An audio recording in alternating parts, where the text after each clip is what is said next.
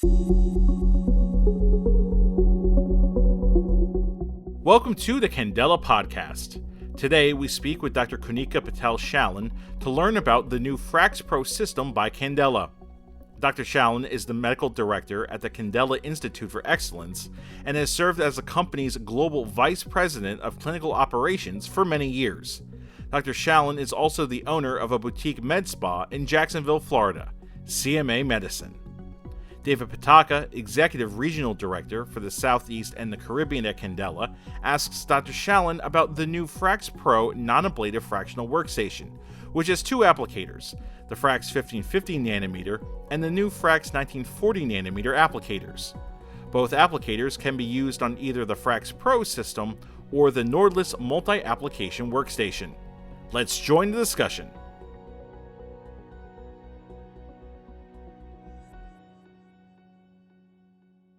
First and foremost, welcome, Dr. Schallen. Thank you for being on the podcast.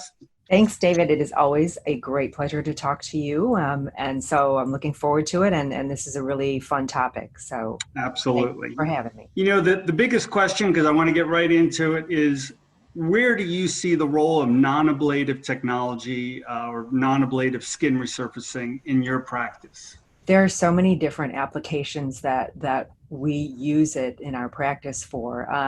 I think that it does a beautiful job with general facial rejuvenation, improvement in tone and texture. And the role really is that you can be more aggressive or less aggressive, treat the skin with various passes and various densities, depending on what you have in front of you, to restructure and remodel the skin really on a variety of skin types and really kind of all year long with not a lot of downtime depending on how aggressive you are.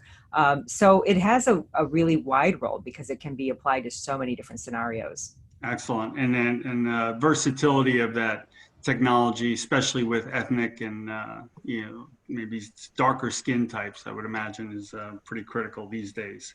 Yeah, you bring up a good point there because the wavelengths, take the wavelengths 1940 and 1550. We know that they're highly absorbed in water, so they're not super deeply penetrating wavelengths, but yet they really do transform the skin. And so much of what you can do, even with skin types that have a lot of melanin base, is you can heat them up, but you're not creating a great deal of damage deeper in the skin and really down at the DE junction if you don't want to. So you can really drive those devices fairly safely with darker skin types, as opposed to things that create a lot more heat or a lot more inflammation. Now, earlier this year, an amazing paper was put out by ASLMS, which is the American Society of Laser Medicine and Surgeries, an organization that we deeply respect and support. And it was a seminal paper on scars and the treatment of traumatic scars with energy devices, basically an algorithm. I was wondering if you had a chance to take a look at that, because the role of non-ablative skin resurfacing was pretty prominent throughout the paper. Yeah, that was a really great kind of consensus paper and a review with a variety of technologies. And non-ablative resurfacing does play a large role in the treatment of scars. Certainly scars involve tissue remodeling, and so you do apply heat and remodel the tissue. But also there are aspects of treatment with scars that historically have been treated with a thulium laser for hyperpigmentation. Non-ablative resurfacing does make a difference in terms of resurfacing the quality of the tissue, improving the quality of the tissue in the scar, as well as the color in the scar. Nice. Now, for the last few months, and I would imagine for the foreseeable near future, we're going through a pandemic. We do see light at the end of the tunnel, but what specifically is the role of a non-ablative in this environment specifically?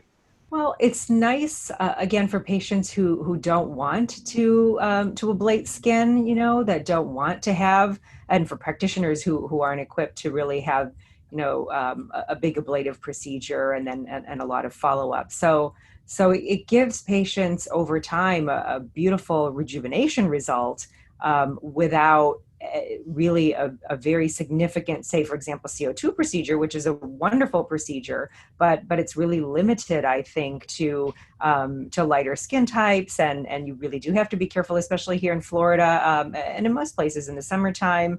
And you have a lot more leeway with these non-ablative wavelengths, and so you can remodel the skin. You're creating collagen. You're actually changing the skin, and you're certainly having the same effect of resurfacing without having causing as much trauma to the skin. And so that's nice. And I think that what we see with the pandemic is with so many people working from home and video conferencing and really having the time to take in their schedule and not be so busy and out and about. We find we're very, very busy with some of the bigger procedures, and these are ideal procedures because, again, they allow for that entire full face rejuvenation or neck rejuvenation or even treatment and remodeling of tissue in certain cases. And so people have time to focus on it. People are focused on it, and it can meet those needs. Dr. Schallen, in the role now in a day-to-day practice and making your time as efficient as possible with perhaps limited patient volume due to COVID specific protocols, where do devices fit in that have a little to no cost consumable, perhaps? Is that even a factor in your day-to-day selection of technology? Oh, yeah, it is. I think you bring up a good point, and there's 2 points here, really. I think that it's important to note that these are fairly quick treatments, usually taking about 30 minutes to deliver a treatment, and that's if that's including doing the full face and even utilizing both wavelengths and within the protocol if that's something that's desired. So it's a quick treatment, and you want to be able to deliver results quickly. And that's one thing that's an important point. But the other point you bring up is important. I think that minimizing consumable costs is always good, especially as a practice owner. It allows us to really maintain a better return on our investment and also pass along some of that to the patients as well. So it's definitely an economically conscious environment these days with the pandemic, and we want to be able to deliver good value. So minimizing consumable costs is important. And Dr. Schallen, with over 40% of the United States currently comprised of ethnic skin, and by 2040, statistics ranging by over 50%, do you see the role of non-ablative energy increasing or decreasing? I absolutely think that we see it expanding. It's a treatment that patients find very acceptable. It's important to create the least amount of inflammation over a prolonged period of time when we're trying to avoid complications in darker skin patients, and non-ablative resurfacing allows us to do that. So all non-ablative modalities are very helpful when it comes to treating darker skin types. So, Dr. Schallen, the market and the industry is pretty familiar with the previous technologies, such as the Fractional Dual with the consumable. Where does the 1940 Frax applicator fit into that non-ablative space? Yeah, absolutely. Well, the Fractional Dual, as we all know, has been in the market for quite some time and is a very well respected device. And this Frax 1940 is received its FDA clearance based on the 1927 from Fraxel as the predicate device. And what the FDA has said is that the Frax 1940 and the Frax 1550 are essentially equivalent to the Fractional Dual. The major differences really are that the Frax Pro or the Frax 1550 and Frax 1940 don't have the high consumable cost associated with it. They do have integrated clinical intelligence. They have a very easy reach. They are very easy to use. They have wider scan widths, and the system is a very quiet system. And when paired with the Nautilus system, also has a very powerful sub-millisecond IPL along with it. So those are the major differences. It just sounds like a smart way to frax if you're going to get into the non-ablative space. Now, regarding the clinicals, can you explain some of your role regarding some of the studies that you've been involved in with the 1940? Yes, of course. We're currently studying the Frax Pro system for additional indications, including treatment of benign pigmented lesions. We're conducting a study with Dr. Jill Weibel and hope to soon be able to share some exciting results around skin rejuvenation, improvement in skin texture, and pigmentation. David, the Frax Pro system is cleared for resurfacing, and the predicate device, of course, is the Fraxel Dual. And what does resurfacing mean? I think, clinically speaking, resurfacing means really redoing or the surface of the skin, which has a variety of different components. Some of it is tone and texture. Some of it is pore size. Those are some of the specific things that patients come and complain about. And so those are the kinds of things that we impact when we utilize the device on patients. And those are the kinds of things that patients are very happy to see a change in. Patients love this treatment. Pigmentation specifically is not a cleared indication currently, but that is what our ongoing clinical study is focused on. And we will be working on that. But as I said, we have over 80 patients that have been enrolled in that study so far, nearly completed, and are very happy with the improvements that they have. And we're excited to share some of those results very soon.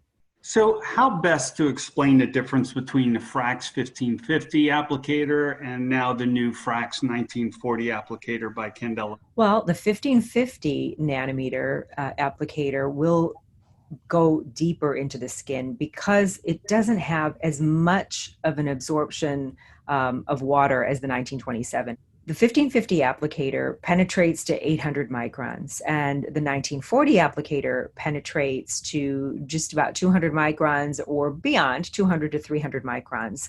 The big difference in the depth of penetration is due to the amount of absorption. So the 1940 wavelength has a higher absorption. It absorbs water at a much greater rate than the 1550. So the 1550 can get a little bit deeper. So what does that mean to us clinically? What that means to us clinically is that when we want to get deeper, because we want to do a deeper non-ablative treatment in order to get heat into tissue for a variety of reasons, you would use the 1550. When you're trying to treat something very superficial, that's 200 microns or less, then you're going to want to use the 1940 system. And you're going to use not just the combination of the wavelength, which prescribes some of the depth, but also the amount of energy, which will also dictate how deep you get, the density of the scan width, which is going to determine how much of an area you want to treat and to what degree you want to put all that power into a small area. So let's just say, for example, like we did in our study, that you have a solar lentigo and you want to take it off. The ideal way to take that off is something that is not going to absorb or penetrate very deeply, but that you can then limit your scan with and make it a very small scan, dense, high density treatment with a small scan and treat only that area. And you can do that more aggressively in order to treat that particular lesion. And then you can tune the rest of the treatment on the rest of the skin in a different way based on what you're trying to treat in terms of the surrounding skin. So maybe the surrounding skin, really you want an overall rejuvenation. You want to treat some of the deeper dermis. And so you're going to perhaps go to the 1550 or increase the energy, certainly expand the scan width. So those are some of the different ways that you're going to be able to focus your treatment exactly how you want it. Now, is there a role for the Frax 1940 applicator in combination, either with the Frax 1550 applicator or other modalities, in your opinion? Yeah, I think that combinations are really the way we practice in real life, and it's very important, of course, to note that the way we combine is certainly combining one laser treatment after a different laser treatment, so that these are things in succession. We want to combine, and make sure that the skin has recovered enough to add more energy into the skin. But combinations are really a very, very common and very, very efficient way to treat patients who are coming into the office. And so, as I was mentioning the Nautilus system earlier, you may begin a treatment with a PR530 or a VL555 to treat some of the redness, for example, or you may finish off a series of treatments with that because you really want to treat telangiectasia or diffuse redness. And then you want to then treat the texture, the tone, the pores, the generally treat the patient's skin. You may use a 1550. If you've got some very superficial areas that you want to treat, you may go ahead and switch over to the 1940. You may use both of those wavelengths, perhaps one on top of the other, or perhaps in different parts of the face. So lots of different ways to combine, whether it's in that same area or whether in adjacent areas, but definitely combination's the way to go. Now, the Frax 1940 applicator is the newest addition to our portfolio of non-ablative technology. It appears that Candela Medical is really isolating out the non-ablative space with either the PicoWave Resolve applicators, the Fractional RF system, and the Frax 1550 applicator, and our newest, the Frax 1940 applicator. So we have a lot of non-ablative options. Now, what, in your opinion, makes Frax Pro the smart way to frax for your patients? Well, I think certainly it's a smart way because of the way that we are able to apply the treatment to the patient. I think that the wider scan widths make treatment in larger areas much more efficient and quicker. And certainly the lower cost consumable is really important. Frankly, it's an important thing to a practice owner. You know, what we all often hear, especially with multi-office customers or large offices or even small offices where square footage is a premium, the Frax Pro system weighs in at about 42 pounds. And then the Nautilus, that versatility. Is the square footage cost in downtown Jacksonville expensive? Is that something that even comes into your mind when you're looking at technology? I'll tell you what, it's always important to keep those things in mind. But what is important for me in downtown Jacksonville and greater Jacksonville is, I don't know if you knew this, but Jacksonville is the largest city in the U.S., right? Square miles wise. And so if you have more than one location, you may want to be able to put those systems in your car and move them from location to location. And that is really important to be able to do until you're able to have 2 lasers in each location. So we are all very excited to roll this out for our customers and the industry as a whole, and more importantly for the patients that our customers deliver care for. So keep your eyes out, stay tuned for the Frax Pro system, along with this new 1940 applicator. The training is very straightforward and simple on the system. It's very intuitive. The user interface is manageable, and most importantly, as with all Candela technologies, full clinical training is provided. We want to thank you, Dr. Konika Patel Schallen, for being on today's podcast, and thank you to the audience for listening. I hope you took away some pearls from today's podcast. Stay healthy. And to learn more about Frax Pro, contact your local Candela representative or visit our newly redesigned website, www.candelamedical.com. If it touches your skin, Candela is where you begin. Thank you.